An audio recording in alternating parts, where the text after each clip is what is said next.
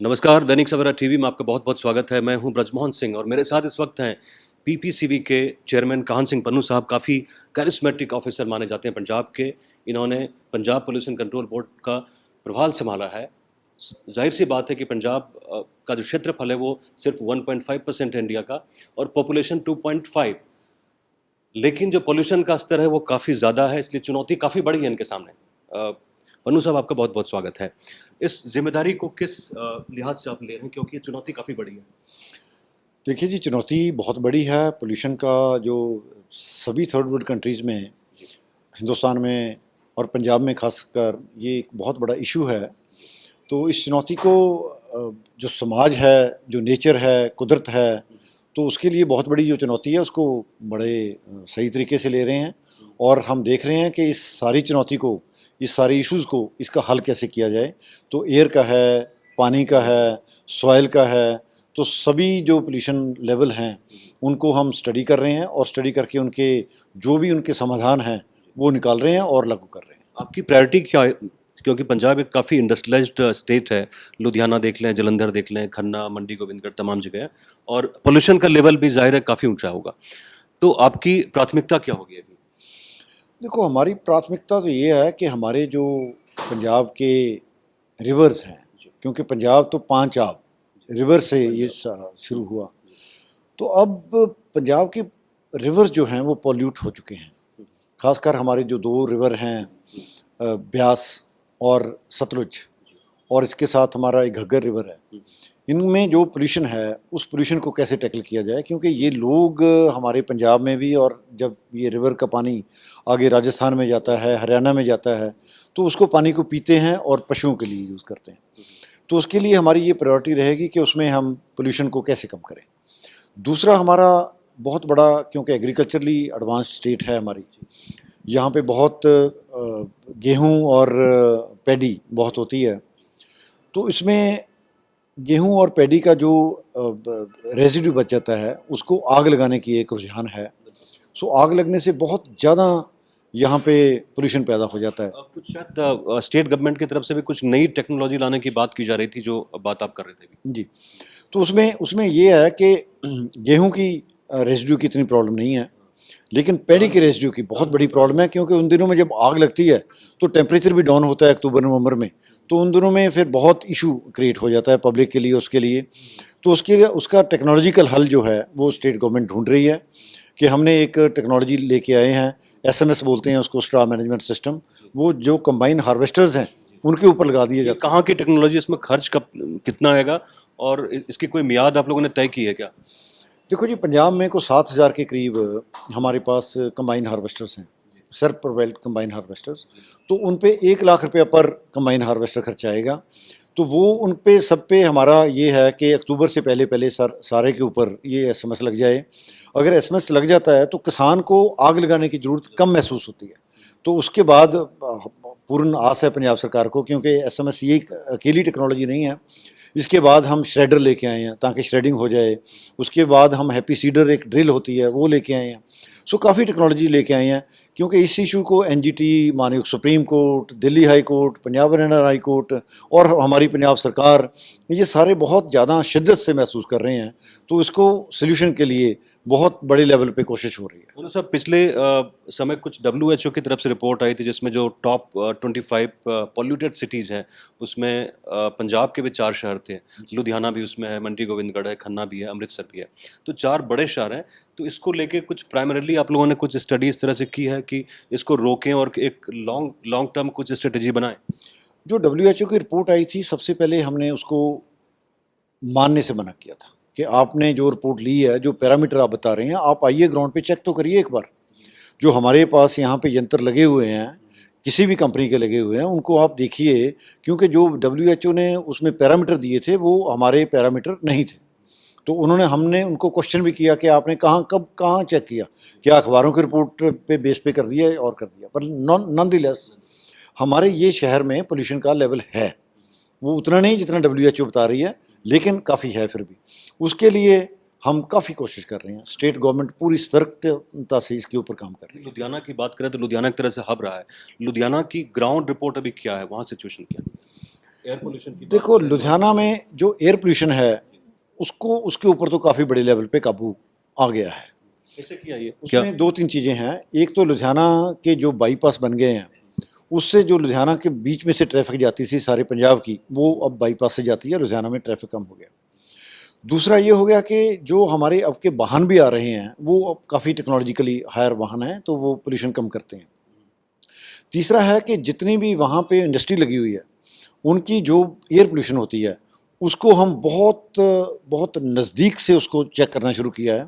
उस पर नई टेक्नोलॉजी लगाई है सारी तरफ, और वहाँ पे हमने लगातार मॉनिटरिंग का वो एक यंत्र लगा दिया है जो हमारे को हर एक पल की खबर देता है। और उसकी जो मॉनिटरिंग है वो पटियाला से, चंडीगढ़ से, हमारे दफ्तरों से होती है। तो जहाँ भी हमारे को ये पता चलता है कि आज के दिन ये हायर हो गया है तो हम उसी वक्त स्टडी कंडक्ट करते हैं कि क्यों हायर हुआ है ये। तो एयर पोल्यूशन का अगर हम एग्रीकल्चर रेजिड्यू की बात छोड़ दें तो काफ़ी हद तक हल है। लेकिन लुधियाना में हमारे पास जो सबसे बड़ी इशू है वो है सीवरेज का। सीवरेज वहाँ पे 750 मिलियन लीटर्स पर डे जो सीवरेज निकलता है उसमें से हम कोई लगभग 450-500 ही ट्रीट कर पाते हैं।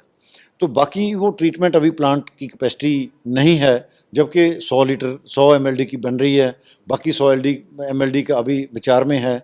तो जब ये हमारी सारी ट्रीटमेंट वहाँ पे पूरी हो जाएगी तो उसके बाद ये भी हल हो जाएगा। व्हीकुलर पोल्यूशन है खास करके लुधियाना में, आज से नहीं, ये लगभग 2 दशक से वहाँ चल रहा है। पंजाब के लुधियाना शहर की बात करें तो उसको रोकने में किस तरह से, उसको कन्वर्जन किस तरह से करेंगे कि नए व्हीकल्स आ जाएं, उसको रिप्लेस कर दें? देखो हम दो तीन चीज़ें कर रहे हैं। एक तो हमने जो हमारा रिमोट सेंसिंग इंस्टीट्यूट है जो सैटेलाइट के साथ वो करता है, उनके साथ एमओयू किया है। वो हमारा सैटेलाइट से हमारे को पता चलेगा कि किस फैक्ट्री में, किस जगह पे, किस भट्टे में, ब्रिकलन कहाँ पे आज किस वक्त वो पोल्यूशन हुआ है। तो हम उसके बेस पे कोऑर्डिनेट हमने सारे दे दिए हैं, एमओयू हमारा हो गया है, तो उसके बेस पे हम उस फैक्ट्री या उसके खिलाफ एक्शन लेंगे। दूसरा है कि हमारे पास यहाँ 3 व्हीलर्स हैं, ऑटोज़। काफ़ी ऑटोज़ ऐसे हैं लुधियाना में, जलंधर में, अमृतसर में जो बहुत पुराने हैं, 20-20 साल पुराने हैं। तो उस पे हम काम कर रहे हैं कि इन ऑटोज़ को नए ऑटोज़ के साथ कैसे रिप्लेस किया जाए।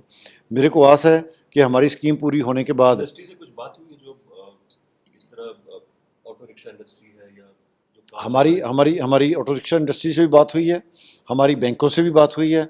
हम ये चाहते हैं कि पुराने ऑटो रिक्शा जो नए आ जाएं उन लोगों के पास, ताकि उनकी रोज़ी रोटी चलती रहे। और बैंक जो हैं वो डिफरेंशियल रेट ऑफ इंटरेस्ट, जो 4% रेट ऑफ इंटरेस्ट पे लोन इन लोगों को दे दें, सो दैट ये नए ऑटो रिक्शा ले लें। तो उससे मेरे को आस है कि काफ़ी सोल्यूशन हो जाएगा। इंडस्ट्री को लेकर क्या नीति रहेगी, क्योंकि इंडस्ट्री तो बेस है, क्योंकि ज़्यादा लोगों को रोजगार इसमें मिलता है। देखो इंडस्ट्री के में एक बात तो बड़ी स्पष्ट है कि रोज़गार मिलना बिल्कुल ठीक है, इंडस्ट्री चलनी भी चाहिए, but not at the cost of pollution. Then how will you deal it? Pollution इसको डील आप कैसे करेंगे कि आप सबको साथ में ऑन बोर्ड लेके चलें? हम ऐसा है कि एक तो हमने सर्विलेंस जो है डिपार्टमेंट की तरफ से वो 24 आवर्स करती है। दूसरा, हमने इंडस्ट्री एसोसिएशन के साथ लगातार हम बातचीत कर रहे हैं। हम जो भी इंडस्ट्री पोल्यूशन करती है उसके साथ लगातार बात करते हैं।